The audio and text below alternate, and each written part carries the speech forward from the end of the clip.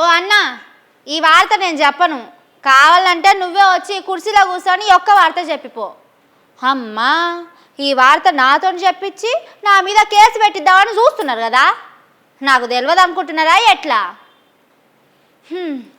మా అన్న మేకప్ వేసుకొని వచ్చి వార్త చెప్పే వరకు ఆలస్యం అవుతుంది, కానీ మీరైతే ఈ వార్త చూడుర్రి. మొన్న సర్కారోళ్ళు వార్తలు చెప్పే 2 అక్కలను అరెస్ట్ చేసిండు కదా, ఆ ముచ్చట ఇవాళ అసెంబ్లీకి వచ్చింది.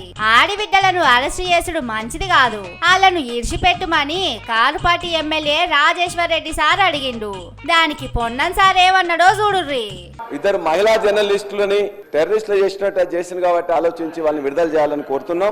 రాజేశ్వర రెడ్డి గారి మీద కూడా అటువంటి మాటలు మాట్లాడుంటే వారు ఎటువంటి శిక్ష అవసరం లేదంటే రేపు పొద్దుగాల అటువంటి వీడియో తయారైతే పెద్ద ఇష్యూ కాదు. కాంగ్రెస్ పార్టీకి తయారు చేయాలంటే పెద్ద ఇష్యూ కాదు. కానీ అటువంటి జర్నలిస్టులకు కాంగ్రెస్ పార్టీకి సంబంధించి ఎన్నడూ కూడా మేము అట్లా సొంత పత్రికలు సొంత టీవీలు పెట్టుకోవాలని ప్రయత్నం ఎన్నడూ చేయలేము. మేము మీరు బరాబర్ మాట్లాడిండ్రు పొన్నం సారు.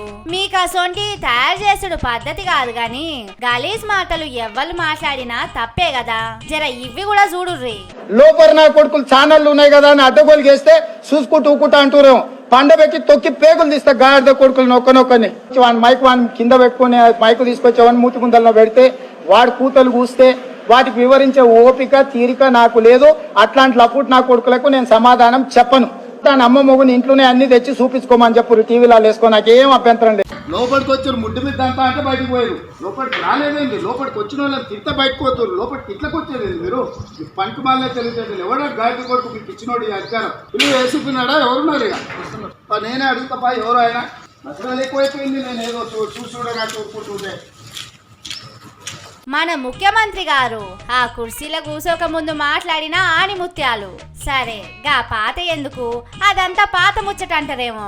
ఇయ్యాల మాట్లాడినే చూడుర్రి. అసలు పౌరుషం ఉందా మీలో? చీము రక్తం ఉందా?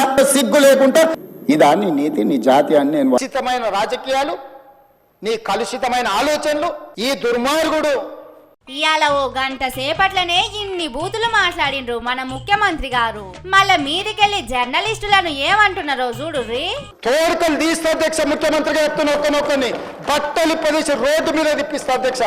బట్టలు గుడ్డలు ఊడదీసి కొడతా అని చెప్తున్నా. నేను తమాషా చేయొద్దు. నేను కూడా మనిషిని, నాకు చీము నెత్తురుంది. జర్నలిస్ట్ అనే పదానికి డెఫినేషన్ ఏందో ఇవ్వండి, ఆ లిస్ట్ ఇవ్వండి. ఆ లిస్టులో ఉన్నోళ్ళు ఇట్లా తప్పు చేస్తే ఏం శిక్షిస్తారో మీరు నిర్ణయించండి. ఇవి బూతులు అనుకునేరుల్లో అస్సలే కాదు. ఆణిముత్యాల సొంటి మాటలు, చక్కెరతోని చేసిన షాకెట్లు. రేవంతన్ సారు ఎంత పచ్చి బూతులు మాట్లాడినా అవి బూతులు కాదు. సరే గాని వీళ్ళే జర్నలిస్టులని కాగితం రాసిస్తాం. మరి మా పార్టీలో వీళ్ళే రాజకీయ నాయకులు, వేరేటోళ్ళు రాజకీయం చేయరని మీరు కూడా రాసిస్తారా? మరి మనది సోమవారం, మందిది మంగళవారం ముచ్చట్లేందుకు చెప్పుండ్రి. మీరేమో అసెంబ్లీ అని చూడరు, ఆడోళ్ళని చూడకుండా నోటికొచ్చిన బూతులన్నీ తిడతారు. కానీ మీరు చేసిన మోసానికి మాకు కోపం వచ్చి 1-2 మాటలంటే ఎక్కడ లేని రోషం పోడ్చుకొస్తున్నది కదా అని పబ్లిక్ అడుగుతున్నారు. మీరు పనులు చక్కగా చేసినాక జనాలు ఎందుకు తిడతారు?